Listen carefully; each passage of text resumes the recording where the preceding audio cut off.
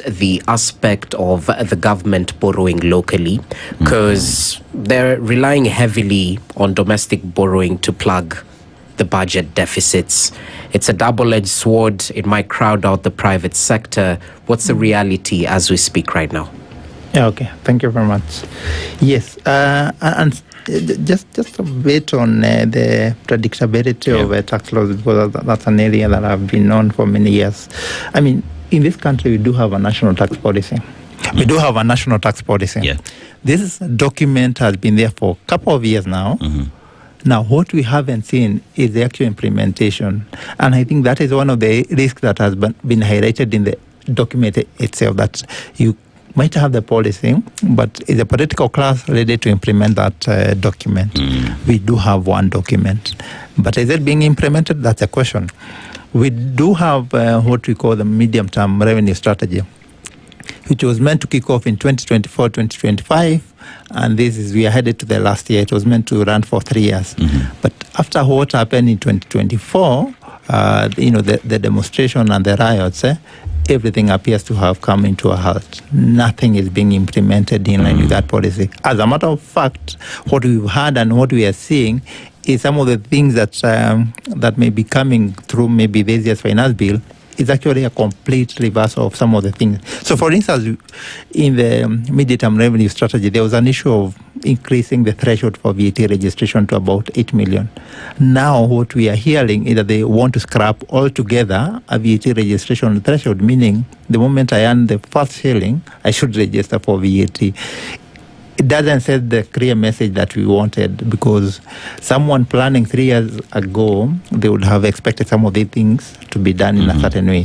So the issue we have is we do have good documents, but they are not being implemented. And that's the challenge we need to push our MPs, because actually a lot of this is done by the members of the National Assembly. Now, coming to the point of expansion, to give it to them, the KRA has done a bit of work in terms of bringing the micro and small enterprises into the tax bracket. But they are teething challenges for sure. The issue of the e-teams, and I'm sure anyone in this country is aware of, e-teams or one form or the other. That is the biggest attempt we have seen. And when I compare the attempt or the level we are at as a country, even compared to some countries in Europe, because at times you get, I'm able to analyze what's happening in Europe, across Africa, we are better ahead. But the enforcement and the fact that it's going to be a journey to ensure that people are aware of what this means, that once I issue this invoice, what does it mean for me? What are my obligations? When am I supposed to pay my taxes? When am I supposed to file my returns? That is the biggest issue we might have 1 or 2 years from now, because a lot of people will think my only responsibility is to issue this invoice. But they are not aware that at the end of the year, they need to file a return. They will probably be required to pay taxes 4 times in a year in form of installment taxes. There's that element of education that is lacking. So there's a good effort coming in, but there's more that needs to be done to ensure that people do not actually then, after 1 or 2 years, they go into hiding because it's too expensive and their things are being auctioned by KRA.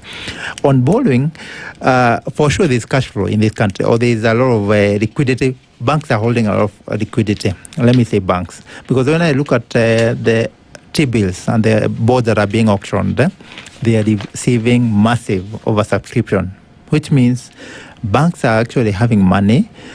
The issue is they have opted to give it to the government as opposed to leading to the real economy. And it comes down to the first point that we highlighted, that if the economy is not doing very well, even the private sector, and this is the case for banks, they are hesitant to actually lend to businesses because they are not assured that money will be repaid. So there's money, and I don't think even government borrowing is going to exhaust the money that banks are holding. The issue is we need to motivate banks, and the banks need to see actually the economy is performing so that they can actually, instead of giving the money to government, they can extend it to the businesses that are going to create business, jobs, and spur the economy. So the issue is that divergence. The money is there, but the banks are not convinced that people are going to be able to pay once they are given this money. Prof, I want to look at the issue of taxation. There is our listener here who's just said